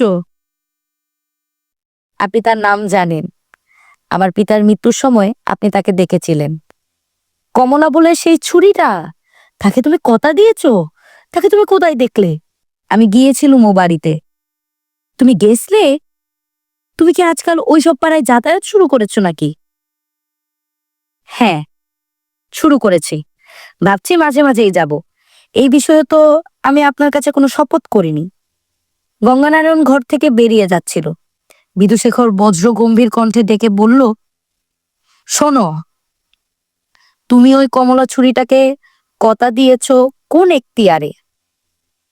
এমন যাকে তাকে কথা দেবার অধিকার তোমায় কে দিয়েছে? দ্বারের কাছ থেকে মুখ ফিরিয়ে গঙ্গানারায়ণ শান্ত অথচ দৃঢ় স্বরে বলল, আমি মায়ের অনুমতি নিয়েছি। মা বলেছেন ও সম্পত্তি আমাদের প্রয়োজন নেই। পিঁপড়ের পেট টিপে মধু বার না করলেও আমাদের চলে যাবে। তোমার মাকে বলেছ যে তুমি রাতের বেলা অবিদ্যের বাড়িতে যাতায়াত করছো? হ্যাঁ, বলেছি। তোমার মা তো আমার সঙ্গে পরামর্শ না করে কখনো কোনো বিষয়ে মত দেননি। খুড়োমশাই, আপনি জানেন যে আমি মিথ্যা ভাষণ করি না। আপনার সন্দেহ হয়, আপনি মাকে জিজ্ঞেস করে দেখবেন। দাঁড়াও, তোমার মা বলে থাকলেও তিনি ভুল বুঝে বলেছেন। আমি বলছি, এই মামলা হবেই। আমার মা যতদিন রয়েছেন ততদিন আমার মতামতের একটা মূল্য থাকবে, এমনই দলিল করা হয়েছে। আমার মা যদি আমার উপর থেকে বিশ্বাস ফিরিয়ে নেন, তবে সেদিন সেই মুহূর্তেই আমি এই বাড়ি ছেড়ে চলে যাব। আমি বলছি, এ মামলা হবে না। বিয়াদব, আমার মুখে মুখে কথা! তোর মা আমার চেয়ে তোর কথা বেশি শুনবে? তা আমি জানি না খুড়োমশাই, সে কথা আপনি নিজেই জিজ্ঞেস করে জেনে নেবেন তার কাছ থেকে। ওই একটা নচ্ছার মেয়ে মানুষ বিষধর সাপ, এর মধ্যেই আবার খদ্দের জুটিয়েছে। ওই হারামজাদা জগমোহন সরকার ওর কাছে নিয়মিত যায়, সব খবর আসে আমার কানে। সেই কালনাগিনীকে আমরা একটা বাড়ি ছেড়ে দেব? কখনো না। এ মামলা হবেই, হবেই হবে। গঙ্গানারায়ণ কয়েক মুহূর্ত চুপ করে রইল। তার মনুচক্ষে ভেসে উঠল কমলা সুন্দরীর বৈধব্য ভেষ, শুদ্ধ সতীর মতো মুখশ্রী, যেন কমলা সুন্দরী নয়, বিন্দুবাসিনীরই ওই আরেক রূপ। সে আবার বলল, আমি কথা দিয়েছি, ও বাড়ি ওরই থাকবে। আর কোনো মন্তব্য না করে গঙ্গানারায়ণ চলে গেল সেখান থেকে। তার বুকের মধ্যে দারুণ উত্তেজনা। সরাসরি এই প্রথম সে বিধুশেখরের ইচ্ছার বিরোধিতা করল। তবে এই তো সবে শুরু। একটা মোহময় সুখও অনুভব করল সে, যেন সে আজ বিধুশেখরের কাছে বিন্দুবাসিনীর উপর অত্যাচারেরই শোধ নিল। বৈঠকখানা ঘর থেকে বেরিয়ে এসে গঙ্গানারায়ণ সহিসদের ডেকে গাড়িতে ঘোড়া জুতবার হুকুম দিল। আজ দেবেন্দ্রনাথ ঠাকুরের বাড়িতে ব্রাহ্মভক্তরা মিলিত হবে। গঙ্গানারায়ণের বন্ধু রাজনারায়ণ তাকে বিশেষভাবে অনুরোধ করেছে সেখানে যেতে। ব্রাহ্মদের সঙ্গ গঙ্গানারায়ণের ভালো লাগে। একসঙ্গে এত সুন্দর রুচিসম্পন্ন বিদগ্ধ মানুষের সমাবেশে গঙ্গানারায়ণ আর কখনো দেখেনি। রাজনারায়ণ তাকে অনেকবার বুঝিয়েছে ব্রাহ্মধর্ম গ্রহণ করার জন্য। মনের দিক থেকে গঙ্গানারায়ণের কোনো বাধা নেই, সে শান্তি চায়। জ্ঞানমার্গে ধর্ম আলোচনায় ও সমাজ সংস্কারের চিন্তায় নিযুক্ত রয়েছে ব্রাহ্মরা। তাদের সংসর্গে গঙ্গানারায়ণ বিশেষ উৎসাহ বোধ করে। একবার তার ইচ্ছে জাগে সব ছেড়ে ছুড়ে ওই ধর্মযজ্ঞে ঝাঁপিয়ে পড়তে, কিন্তু গঙ্গানারায়ণের জননী হয়তো গঙ্গানারায়ণের 12 নারী গমনও মেনে নিতে পারবেন। গঙ্গানারায়ণ যদি সত্যিই বাসনা হয়, তাহলে সে অনায়াসে একটি নিজস্ব রক্ষিতার সঙ্গে বিলাসে ডুবে থাকতে পারে। তার জন্য সে খুব সহজেই এস্টেট থেকে টাকা নিতে পারবে। অথচ গঙ্গানারায়ণ যদি ব্রাহ্ম হতে চায়, তাহলে হুলস্থুল বেঁধে যাবে। বিম্ববতী হয়তো আত্মহত্যাই করে বসবেন।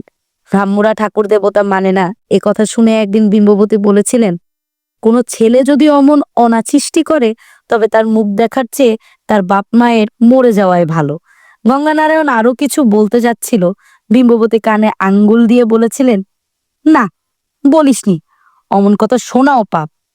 সেই দৃশ্য গঙ্গানারায়ণের মনে পড়ে। এই মাতৃদায় সে এড়াবে কি করে? বাবু রামগোপাল ঘোষের সঙ্গে সান্ধ্যকালে তার বন্ধুরা এসেছেন। প্রায় প্রতি সায়ানে 2-1 বন্ধু রামগোপাল ঘোষকে সান্নিধ্য দিতে আসেন। কিন্তু আজ অনেকদিন বাদে একসঙ্গে অনেক বন্ধুর পুনর্মিলন হলো। একসময় এরা ইয়ং বেঙ্গল নামে চিহ্নিত হয়ে প্রভূত অখ্যাতি ও কিছু খ্যাতির অধিকারী হয়েছিলেন। এরা ছিলেন রক্ষণশীলা সমাজের চক্ষুশূল, আবার কিছু কিছু যুবক এদের অনুকরণ করতেও শুরু করেছিলেন। ডিরোজিওর শিষ্য এই ইয়ং বেঙ্গল দল প্রথম প্রথম উন্মাদনা বসে নানা রকম উৎকট কাণ্ড করতেন। রাস্তায় কোনো টিকিধারী ব্রাহ্মণ দেখলে তাকে তাড়া করতে করতে বলতেন, আমরা গরু খাই, আমরা গরু খাই গো, গরু খাই। এই যুবকদের ছোঁয়ায় জাত চলে যাবার ভয়ে ব্রাহ্মণরা মুক্ত কচ্ছ হয়ে দৌড়াতো। এই যুবকরা কখনো নিজেদের বাড়িতে ছাদে উঠে চিৎকার করে প্রতিবেশীদের জানাতো, এই দেখো, আমরা মুসলমানের ছোঁয়া জল খাচ্ছি, এই দেখো গো মাংস। প্রমাণস্বরূপ তারা মাংসের হাড় ছুঁড়ে ছুঁড়ে দিত চতুর্দিকে। সেসব অনেকদিন আগেরকার কথা। ইয়ং বেঙ্গল দলের কেউই আর এখন যুবক নন। তারা এখন মধ্যবয়স্ক, সুস্থির, দায়িত্বজ্ঞান সম্পন্ন নাগরিক। সকলেই জীবনে সুপ্রতিষ্ঠিত। কেউ কেউ সরকারি উচ্চকর্মে নিযুক্ত, কেউ বা ব্যবসায় ভাগ্য ফিরিয়েছেন। তবে প্রথম যৌবনের সেই বিদ্রোহের অগ্নি এখনো একেবারে নির্বাপিত হয়নি। তা যেন এখন অনেকটা প্রদীপের স্নিগ্ধ শিখা হয়ে এদের বক্ষে দেদীপ্যমান। প্রতিটি সামাজিক আন্দোলনেই এখনো এদের অনেককে এগিয়ে আসতে দেখা যায়। এই গোষ্ঠীর মধ্যে বাবু রামগোপাল ঘোষ যেন মুকুটহীন রাজা হিসেবে স্বীকৃত। ইংরেজি শিক্ষিতদের মধ্যে তাকে প্রধান পুরুষ হিসেবে গণ্য করে লোকে মুখে মুখে তার নাম দিয়েছে এজুরাজ। সাহেবদের সঙ্গে পাল্লা দিয়ে ইংরেজি বক্তৃতার সময় তার মুখ দিয়ে যেন আগুনের ফুলঝুরি ছোটে। ইংরেজরাও তার সম্পর্কে বলে এক নতুন ডেমস্থেনিস। রামগোপাল ঘোষ অতিশয় বন্ধুবৎসল মানুষ। একসময় তিনি ছিলেন দরিদ্রের সন্তান। এখন বেসরকারি ইংরেজদের সঙ্গে যুগ্মভাবে বাণিজ্য করে তিনি প্রভূত ঐশ্বর্যশালী হয়েছেন। কিন্তু বন্ধুদের আপদে কিংবা মনস্তুষ্টির জন্য তিনি অর্থ ব্যয় করতে কার্পণ্য করেন না। তার বাড়ির সান্ধ্য আসরে সেরি ও শ্যাম্পেন থাকে অপর্যাপ্ত। কিন্তু এখানে কেউ নেশাগ্রস্ত হয়ে কুৎসিত আচরণ করে না। প্রত্যেকের নিজস্ব পরিমাপ আছে। সুরাপান এই আসরের মুখ্য ব্যাপার নয়। পারস্পরিক মত বিনিময়ের মাধ্যমে আত্মোন্নতি ও জ্ঞান উপার্জনই এদের লক্ষ্য। কার্য উপলক্ষে বন্ধুরা অনেকেই দেশের বিভিন্ন প্রান্তে ছড়িয়ে আছে। নিয়মিত দেখা হবার আর উপায় নেই। আজ অনেকদিন পর কয়েকজন প্রবাসী বন্ধুকে পাওয়া গেছে। রসিককৃষ্ণ মল্লিক এখন বর্ধমানের ডেপুটি কালেক্টর। রামতনু লাহিড়ী কৃষ্ণনগর কলেজের শিক্ষক। সবচেয়ে বেশি দূরে থাকেন রামনাথ শিকদার। তিনি দেরাদুনে সরকারের জরিপ বিভাগের একজন উচ্চপদস্থ কর্মচারী। পিতার গুরুতর ব্যাধির খবর পেয়ে রাধানাথ চলে এসেছিলেন কলকাতায়। তার পিতা এখন একটু সুস্থ, তাই তার অতি ঘনিষ্ঠ সুহৃদ প্যারিচাঁদ মিত্রের সঙ্গে এসেছেন রামগোপাল ঘোষের বাড়ির সান্ধ্য আসরে। বহুদিন পর বন্ধুদের কাছে এসে রাধানাথ খুশি হয়েছেন যতখানি, বিস্মিত হয়েছেন তার চেয়ে অনেক বেশি। এতখানি পরিবর্তন তিনি কল্পনাই করতে পারেননি। তিনি সবচেয়ে বেশি অবাক হয়েছেন এদের মুখের ভাষা শুনে।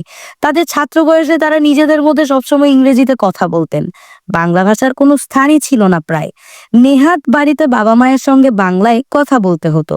কিন্তু জ্ঞান, চিত্তশুদ্ধি বা রসাধনের জন্য বাংলা ছিল অপাংতেয়। প্রবাসে থাকার সময় রাধানাথ বাংলা ভাষাকে জীবন থেকে বাদই দিয়ে ফেলেছিলেন। এবার বাড়িতে এসে বাবার সঙ্গে কথা বলার সময় তার মুখ দিয়ে ভাঙা হিন্দি ও ইংরেজি বেরিয়ে আসছে বারবার। চেষ্টা করে বাংলা বলতে গেলেও সবসময় মনে আসে না। প্যারিচাঁদ এই নিয়ে তাকে ঠাট্টা করছিলেন। প্যারি, রামগোপাল রসিক এরা ইংরেজিতে বিখ্যাত কৃতবিত্ত, অথচ আজ তাদের মুখেই বাংলা ভাষা। হঠাৎ এই দেশটার হলো কি? আবার কি লোকে ইংরেজি ভুলে গিয়ে অশিক্ষার অন্ধকারে ডুবে যাবে? একটি গোল টেবল ঘিরে বসেছে বন্ধুরা। প্রত্যেকের কেদারার পাশে রয়েছে ধুমায়িত আলবোলা। ভৃত্যরা টেবিলের উপর সাজিয়ে দিয়ে গেছে গেলাস ও বিভিন্ন প্রকার সুরার বোতল। যার যেমন রুচি সে নিজে ঢেলে নিবে। শুধু রামগোপালের সামনে একটি বিচিত্র আকৃতির পোর্সেলিনের পাত্র। পাত্রটি গোল, তার একদিক দিয়ে হাতির সুরের মতো একটি ছোট্ট নল বেরিয়ে আছে। সেখান থেকে অল্প অল্প ধোঁয়া বেরুচ্ছে। সকলেই কৌতূহল হয়ে সেদিকে তাকিয়ে। রামগোপাল মৃদু হেসে বললেন, you pour your drinks my dear fellows. আমি আগে একটু উষ্ণ পানীয় পান করব। ইদানিং এটি পান করা আমার অভ্যেস হয়ে গেছে। একটি হাতল যুগ্ম গোল পোর্সেলিনের বাটিতে রামগোপাল খানিকটা কালো রঙের উষ্ণ তরল পদার্থ ঢাললেন। তারপর তার সঙ্গে 3 চামচ দুধ ও 3 চামচ চিনি মিশিয়ে গুলতে লাগলেন। মিশ্রণ কার্যটি সমাপ্ত হলে রামগোপাল বাটিটি সাবধানে ওষ্ঠের কাছে এনে সুরুত করে ছোট্ট একটি চুমুক দিয়ে তৃপ্তির সঙ্গে বললেন, আহ। রাধানাথ শিকদার তার কৌতূহল চাপতে না পেরে বলে উঠলেন, what is that strange concoction? Ramgopal পরিহাসের সঙ্গে বললেন, this is my favourite poison. একটু স্বাদ নিয়ে দেখবে নাকি? রসিকৃষ্ণ বললেন, দিস ইজ ইট। রাধানাথ, তুমি চায়ের কথা শোনো নাই? আগে চীন দেশ থেকে এ বস্তু আসতো, এখন আমাদের আসামেই যথেষ্ট হচ্ছে। রাধানাথ অনেকদিন দেশ ছাড়া বলে চা কথাটা জানেন না, তবে টি এর কথা কাগজে পত্রে পড়েছেন, কোনোদিন চর্মচক্ষে দেখেননি। তাদের দেহরাদুনে নানা রকম মদ্যের ছড়াছড়ি। সেখানে উষ্ণ পানীয় বলতে চলে শুধু ভেড়ার দুধ। প্যারিচান মদ্যপান করেন না, তার আসক্তি ধূমপানের দিকে। তিনি বললেন, আমি একটু চেকে দেখতে রাজি আছি। ইংরেজ মহলে আজকাল চা পান খুব চলছে শুনেছি। রামতনু বললেন, আমি হেয়ার সাহেবকেও ওই জিনিস পান করতে দেখতুম, তবে ওতে মাদক দ্রব্য বোধহয় কিছু নেই, কারণ হেয়ার সাহেব নেশা ভাঙ করার বিরোধী ছিলেন। শিবচন্দ্র বললেন, নেশা না হলে আর ও জিনিস পান করা কেন? রামগোপাল দ্বিতীয় একটি বাটিতে প্যারিচাঁদের জন্য চা ঢালতে ঢালতে বললেন, নেশা হয় বই কি, এর এক চুমুকেই পঞ্চেন্দ্রিয়ে একটা অ্যালার্টনেস এসে যায়, like kissing a damage and you want to kiss again. এই নাও প্যারি, আজ আমি তোমায় এই নতুন সুধারসে দীক্ষা দিলুম। প্যারিচাঁদ প্রথমে খানিকটা ইতস্তত করলেন, বাটিটি হাতে নিয়ে তাকালেন একবার বন্ধুদের দিকে। ঠোঁট পুড়ে যাবার ভয়ে ফু দিলেন কয়েকবার। তারপর কোনো ক্রমে একটি চুমুক দিয়ে মুখ বিকৃত করে বললেন, পানীয়টি তার পছন্দ হয়নি। রামগোপাল কোন সুখে এই জিনিস খাচ্ছেন? রামগোপাল তার সঙ্গে কৌতুক করার জন্য সত্যিই বিষাক্ত কিছু দেননি তো? রামগোপালের কথাই আলাদা। তিনি বেপরোয়া ধরনের মানুষ, কোনো কিছুতেই ভয় পান না। প্রায়ই তিনি কথায় কথায় বলেন, I bear a charmed life. Ramgopal জিজ্ঞেস করলেন, কি উড়াদার, কেমন লাগলো? প্যারিচাঁদ বললেন, একটু তিক্ত, একটু কষায়। বন্ধুরা সবাই হো হো করে হেসে উঠলেন। রামগোপাল প্যারিচাঁদের বাটিতে আরো খানিকটা চিনি মিশিয়ে দিয়ে বললেন, এবার দেখো তো। প্যারিচাঁদ সভয়ে আবার চুমুক দিলেন। এবার তার মুখ হাসিতে ভরে গেল। তিনি বললেন, বাহ, দিব্য অপূর্ব, স্বাদটা যেন একেবারে বদলে গেল। রামগোপাল জিজ্ঞেস করলেন, কেমন, শরীরে বেশ একটা চনমনে ভাব হয়নি? প্যারিচাঁদ বললেন, বিলক্ষণ। রামগোপাল আবার জিজ্ঞেস করলেন, মনে হয় না আবার চুম্বন করি? আবার আবার? প্যারিচাঁদ বললেন, নিশ্চয়ই। ভাই, আমি বলি কি, এবার থেকে আমরা এই বস্তুই পান করব। শুধু শুধু সুরা পান করে স্বাস্থ্যের ক্ষতি করা কেন? সর্বনাশী সুরা যে এই দেশটাকে ছারখার করে দিচ্ছে। বন্ধুদের মধ্যে দক্ষিণারঞ্জন মুখোপাধ্যায় এতক্ষণ নীরব ছিলেন। সম্প্রতি বর্ধমান রাজ পরিবারের সঙ্গে তার ঘনিষ্ঠতা হয়েছে। আইন বিষয়ক পরামর্শের উপলক্ষে সেখানকার বিধবা রানী তাকে ঘন ঘন ডাক পাঠাচ্ছেন। মাঝে মাঝে সেই অপরূপ সুন্দরী রানী এমন বিহ্বল ভাবে চেয়ে থাকেন তার দিকে, যাতে মনে হয় শুষ্ক আইনের চেয়েও আইন উপদেষ্টা মানুষটির প্রতি তার আকর্ষণ বেশি। সে অপ্সরাতুল্য রমণীর দিকে দৃষ্টিপাত করে দক্ষিণারঞ্জনেরও মস্তক ঘূর্ণিত হয়। দূরে থাকলেও সর্বক্ষণ মনে পড়ে সেই মুখ। এই কথা আর কারুকে বলা যায় না। দক্ষিণারঞ্জন ফটাস শব্দে শ্যাম্পেইনের কর্ক খুলে নিজ পাত্রে খানিকটা ঢেলে বললেন, তোমরা চা পান করতে চাও করো, আমি এই জিনিসে মজেছি, আমি ছাড়ছি নি। সুরাপানে সর্বনাশ হয় মূর্খদের। বুদ্ধিমান ব্যক্তিরা সুরা পান করলে তাদের চিন্তা শক্তির আরো বিকাশ হয়। রাধানাথ বললেন, আই অ্যাগ্রি উইথ ইউ দক্ষিণা, এই ফিল্ডি লুকিং লিকুইড নিয়ে তুম লোগ কিউ ইতনা শোর মাচাতা, that I can not understand. Shibchandra জিজ্ঞেস করলেন, শোর মচাতা তার মানে কি ভাই? প্যারিচাঁদ বললেন, আমাদের রাধানাথ বাংলা একেবারে ভুলে গেছে। বাবাকে বলে পিতাজি আর জলকে বলে পানি। রাধানাথ রাগত ভাবে বললেন, এন্ড ইউ, তোমরা তোমরা তোমরা যে আচনক বাংলা লাভার হয়ে যাবে, how could I know that? In our college days you all use to hate this language. Pyarichand বললেন, ভাই, তারপর এই সময়ের মধ্যে যে বাংলা ভাষা অনেক বদলে গেছে। আমরা তখন ভাবতুম বাংলা ভাষায় কোনো মহৎ ভাব প্রকাশ করা যায় না, কিন্তু এখন এই ভাষায় এমন অনেক ভালো ভালো লেখক এসেছেন। রামগোপাল বললেন, তুমি তত্ত্ববোধনী কাগজ দেখেছ? আমি আগে কখনো বাংলা পড়তুম না, আমার ঘৃণা হতো, কিন্তু একদিন একখানা তত্ত্ববোধনী কাগজ আসবার পর আমি চমকিত হয়ে গেছি। তুমি দেখবে, দেখবে সেই কাগজ? রসিকৃষ্ণ বললেন, দেবেন্দ্রনাথ ঠাকুর, অক্ষয় দত্ত এরা উচ্চ চিন্তার কথা লিখেছেন বাংলা ভাষায়। সে প্রোজ কার্লাইন বা মিলের চেয়ে কোনো অংশে হীন নয়। প্যারিচাঁদ বললেন, কেন? ঈশ্বরচন্দ্র বিদ্যাসাগর নামে এক বামুন পণ্ডিত একখানা বই লিখেছেন, সে তো রীতিমতো সাহিত্য হে। রামগোপাল, তোমার কাছে নেই সেই বইখানা? একবার রাধানাথকে দেখাও না। রামগোপাল তক্ষুনি উঠে গিয়ে নিয়ে এলেন সেই বই, বেতাল পঞ্চ বিসংতি, ঈশ্বরচন্দ্র বিদ্যাসাগর প্রণীত। বইখানা হাতে নিয়ে নেড়ে চেড়ে দেখলেন রাধানাথ ও অন্যান্য বন্ধুরা। প্যারিচাঁদ বললেন, আমি এখানা থেকে একটু পড়ে শোনাবো, শুনবে? প্যারিচাঁদ পড়তে লাগলেন।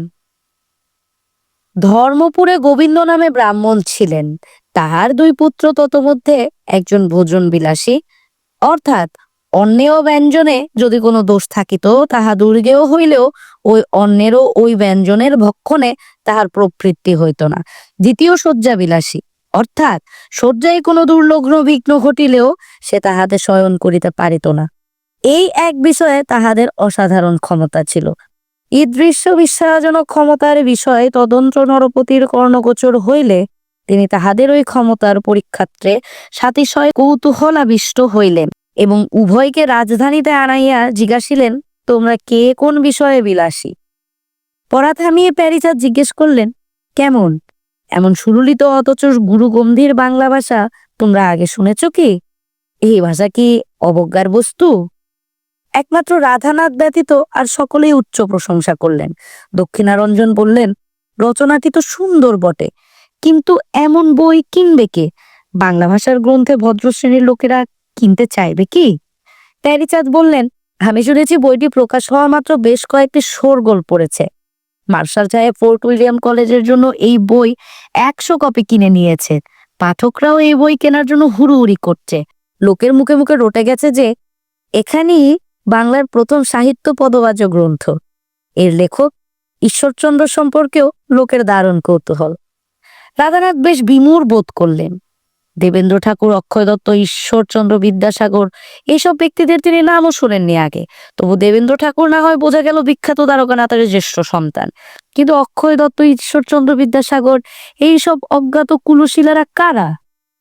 রাধানাথ প্যারিচাঁদকে জিজ্ঞেস করলেন যে তিনি এদের চেনেন কিনা। প্যারিচাঁদ কলকাতার পাবলিক লাইব্রেরির ডেপুটি লাইব্রেরিয়ান, নবীন লেখকদের সম্পর্কে তার আগ্রহ থাকবেই। তিনি বললেন, এই ঈশ্বরচন্দ্র কিছুদিন সংস্কৃত কলেজের অ্যাসিস্ট্যান্ট সেক্রেটারি ছিলেন। সেই সময় ওর সঙ্গে আমার পরিচয় হয়। রাগ করে এখন চাকরি ছেড়ে দিয়ে বই লিখছেন। আমি কিন্তু ওকে দেখেই বুঝেছিল ওই মানুষটির ভেতর আগুন আছে। দেবেন্দ্র, অক্ষয় কুমার, ঈশ্বরচন্দ্র এরা সবাই আমাদিগের চেয়ে বয়সে ছোট, তবু আমি বলবো এরা দেশের জন্য বড় কাজ করছেন। রামগোপাল বললেন, সে কথা ঠিক। দেবেন্দ্রবাবু ব্রাহ্মধর্ম প্রচার করে দেশের মহৎ উপকার করছেন। ইয়াং ম্যানরা যে দলে দলে খ্রিস্টান হচ্ছিল তা অনেকটা বন্ধ হয়েছে। রাধানাথ জিজ্ঞেস করলো, এই ব্রাহ্ম ধর্ম ব্যাপারটা can you explain to me thoroughly? খুব শুনছি। প্যারিচাঁদ বললেন, সে আমি তোমায় বুঝিয়ে বলবো পরে। এরা কুসংস্কার আচ্ছন্ন হিন্দু ধর্মের উপর একটা আঘাত হেনেছেন। দক্ষিণারঞ্জন বললেন, সে আঘাত আমরাই কি আগে হানিনি? সব কৃতিত্ব এদের দিচ্ছ কেন? হিন্দু গোড়ামের বিরুদ্ধে আমাদের রসিক কৃষ্ণর চেয়ে বড় কথা এ পর্যন্ত কে বলেছে? ছাত্র অবস্থায় রসিক কৃষ্ণ মল্লিক একটি কাণ্ড বাঁধিয়ে কলকাতা শহরে তথা হিন্দু সমাজের দারুণ আলোড়ন তুলেছিলেন। কোনো এক মামলায় সুপ্রিম কোর্টে তাকে সাক্ষ্য দিতে ডাকা হয়েছিল। প্রত্যেক সাক্ষীকে আগে শপথ গ্রহণ করতে হয়। একজন ওড়িশা দেশীয় ব্রাহ্মণ একখানি তাম্রকুণ্ডে তুলসী ও গঙ্গাজল নিয়ে সাক্ষীর সামনে এনে ধরে। সাক্ষী সেটা স্পর্শ করে বলে, আমি সত্য বই মিথ্যা বলিব না। রসিকৃষ্ণের সামনে সেরকম তাম্রকুণ্ড এনে ধরা হলে তিনি সেটি স্পর্শ না করে চুপ করে দাঁড়িয়েছিলেন। বিচারপতি যখন জিজ্ঞেস করলেন, আপনি শপথ লইতেছেন না কেন? তখন রসিকৃষ্ণ গম্ভীর কণ্ঠে বলেছিলেন, আমি গঙ্গা জলের পবিত্রতা মানি না। ইন্টারপ্রেটার অমনি চেঁচিয়ে অনুবাদ করে জানালো, সাক্ষী বলছে, I do not believe in the secretness of the গ্যাজেস। অমনি আদালতে উপস্থিত হিন্দুরা কানে আঙ্গুল দিয়ে দৌড়ে পালিয়ে গেল। হুলুস্থুল পড়ে গেল শহরে। অনেকেই মনে করলো এই বুঝি ঘোর কলি উপস্থিত। হিন্দুর ছেলে প্রকাশ্যে বলছে গঙ্গা মানে না। তাই নিয়ে সংবাদপত্রে কত লেখালেখি। দক্ষিণারঞ্জনের কথা শুনে রসিকৃষ্ণ বিনীত লাজুক ভাবে বললেন, সে পুরনো কথা ছাড়ো, আমরা তো সংঘবদ্ধভাবে হিন্দু ধর্মের সংস্কারের জন্য কিছু করিনি, এনারা করছেন। অতি স্বল্পভাষী রামতনু লাহিড়ী এবার বললেন, তা ঠিক বটে, কিন্তু ব্রাহ্মদের একটা জিনিস আমার পছন্দ হচ্ছে না, এরা খ্রিস্টানদের খুব গালাগাল করছেন। সেটা উচিত হয় না। আমরা সত্যের উপাসক। যে ধর্মের মধ্যে যেটুকু সত্য রয়েছে তা গ্রহণ করাই ধর্মসম্মত। সত্যের অনুসন্ধানের জন্য সবার মন মুক্ত থাকা দরকার। দক্ষিণারঞ্জন বললেন, খ্রিস্টানরাও আমাদের কম গাল দেয় না, ওদের মতে তো হিন্দু ধর্ম ধর্মই না। প্যারিচাঁদ বললেন, খ্রিস্টানদের মধ্যেও কুসংস্কারগ্রস্ত অনেকে রয়েছে, তাদের জবাব দিতে গিয়ে আমরাই বা কেন কুসংস্কারের আশ্রয় লব? রামগোপাল বললেন, ব্রাহ্মদের অনেক কিছুই ঠিক, কিন্তু ওনারাও তো জাতির পাতি ছাড়েননি। সবাই এক ধর্মের উপাসক, অথচ কেউ পৈতাধারী, কেউ বেদপাঠে অনধিকারী। এ আবার কেমন কথা? রামতনু বললেন, ওনারা তত্ত্ববোধনী কাগজে লিখেছেন যে বেদ অভ্রান্ত ঈশ্বরবাণী, অথচ অনেকেই তা মনে মনে বিশ্বাস করেন না। এ তো কপটতা। এই জন্য আমি আর তত্ত্ববোধনী পত্রিকার গ্রাহক রবনা ঠিক করেছি। রামগোপাল বললেন, তনু তনু তুমি এত উত্তেজিত হচ্ছ কেন? তত্ত্ববোধনীতে পাঠ্য বিষয়ে আরো অনেক কিছু থাকে। রসিকৃষ্ণ বললেন, এবার এসব আলোচনা থাক। ডেভিড হেয়ারের স্মৃতিসভায় কে কে বক্তৃতা দেবেন তা ঠিক করে ফেলো। 1 জুন তো এসে গেল। রাধানাথ, তুমি যখন এখানে আছো তুমি এবার কিছু বলো না। রাধানাথ বললেন, স্পিচ কি বাংলায় ডেলিভার করতে হবে নাকি? প্যারিচাঁদ হেসে বললেন, না না, তুমি ইংরেজিতেই বলো, কিন্তু বাংলাটা এবার শিখে নাও। ইংরেজি শিক্ষিত ব্যক্তিরা এখন আর বাংলাকে অবকার চোখে দেখে না। এদেশে শিক্ষা বিস্তারের জন্য বাংলা ভাষাকে অবলম্বন করতে হবে, বিশেষত যদি স্ত্রীলোকদের শিক্ষা দিতে হয়।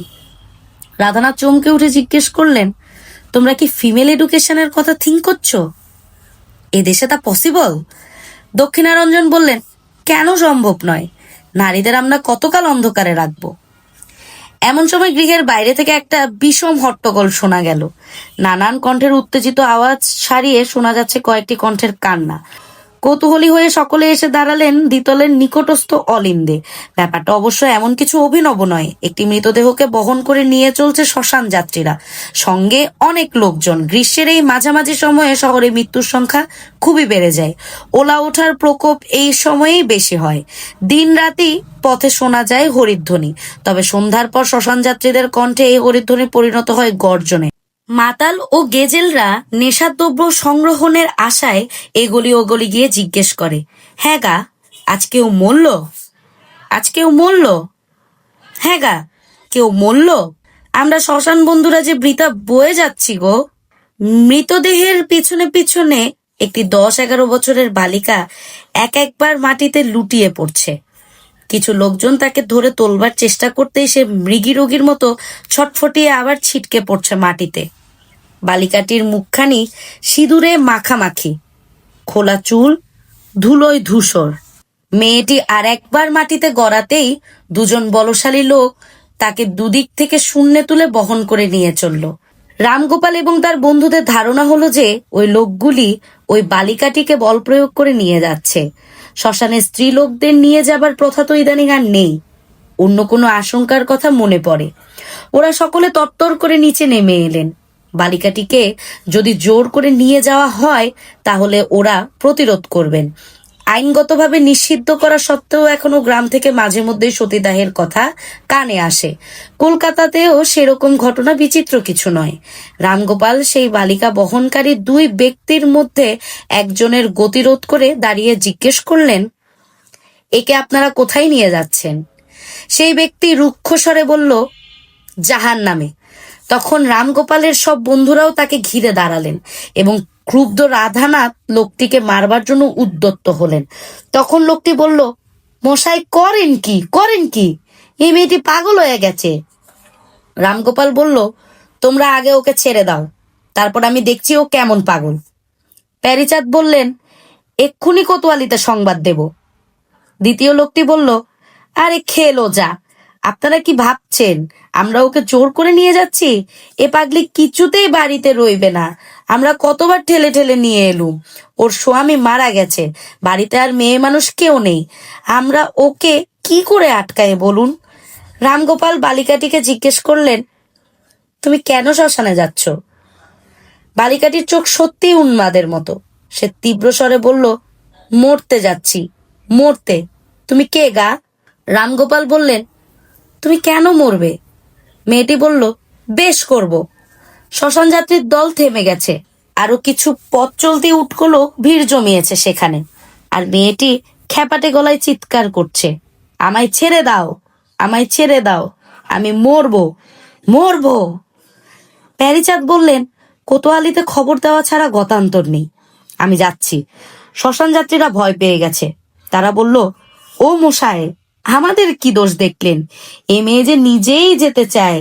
এক কাজ করুন না, আপনারা ভদ্রলোক, এই মেয়েটিকে আপনাদেরই বাড়িতে আটকে রাখুন না হয়। রামগোপাল বললেন, সেই ভালো। এই মেয়েটিকে আমার বাড়ির মধ্যে আনো, স্ত্রীলোকদের কাছে ওকে পাঠিয়ে দিচ্ছি। মেয়েটি কিছুতেই আসবে না, সুতরাং জোর করেই তাকে আনতে হলো ভেতরে। সে তার স্বরে চিৎকার করতে লাগলো, ওগো আমার কেউ নেই, আমায় মরতে দাও, আমায় শেল কুকুরে চিড়ে খাবে, ওগো আমায় ছেড়ে দাও। অন্দরমহলে রেখে আসা হলো মেয়েটিকে। শ্মশান যাত্রীরা আবার নতুন উৎসাহে হরিধ্বনি তুলতে তুলতে চলে গেল। রামগোপাল এবং তার বন্ধুরা কিছুক্ষণ নীরব হয়ে রইলেন। তারপর আস্তে আস্তে দ্বিতলে উঠে এসে বসলেন টেবিলে। প্যারীচাঁদ ব্যতীত প্রত্যেকেই নিজের নিজের পাত্রে ঢেলে নিলেন সুরা। প্যারীচাঁদ বললেন, রামমোহনের আনুকূল্যে সতীদাহ রদ হয়েছে বটে, কিন্তু তার সুফল পাওয়া গেল কতটুকু? এইসব বাল বিধবাদের ভবিষ্যৎ কি? 9-10 বছরের বালিকারা বিধবা হয়ে সারা জীবন গলগ্রহ হয়ে থাকবে। সেজন্যই বলছিলুম এদের শিক্ষার ব্যবস্থা না করলে। রামগোপাল মুখ তুলে গম্ভীরভাবে বললেন, শুধু শিক্ষার ব্যবস্থা করলেই হবে না, এইসব বিধবাদের বিবাহেরও ব্যবস্থা করতে হবে। দক্ষিণারঞ্জন বললেন, ঠিক কথা। শিবচরণ বললেন, তাহলে কি এইসব বিধবাদের খ্রিস্টিয়ান হতে বলছো? রসিকৃষ্ণ বললেন, খ্রিস্টিয়ান হোক মুসলিম হোক, এদের যে কোনো প্রকারে বিবাহের ব্যবস্থা করা দরকার। রামগোপাল বললেন, না, তা কেন? শিবচরণ বললেন, হিন্দু বিধবাদের বিবাহ? সে যে অসম্ভব কথা। ব্রাহ্মরাও এমন সাহস করেছেন বলে তো শুনিনি। এমন কথা সমাজে কে উত্থাপন করবে? আমরা এই বিষয়ে অগ্রসর হতে পেরেছি কতটুকু? রামগোপাল বললেন, তা জানি না। তোমরা আজ সচক্ষে দেখলে তো এই মেয়েটির অবস্থা। এই সব দুঃখিনী মেয়েদের দুঃখ দূর করার জন্য কেউ যদি এদের বিবাহ আইন সিদ্ধ করতে পারে, তবে আমি সর্বতোভাবে তার পাশে গিয়ে দাঁড়াবো। রাধানাথ ইংরেজিতে বলল, তোমরা এসব কি বলিতেছ হে? তাহলে তো আমাকেও শীঘ্রই কলকাতা বদলি হয়ে আসিতে হয়।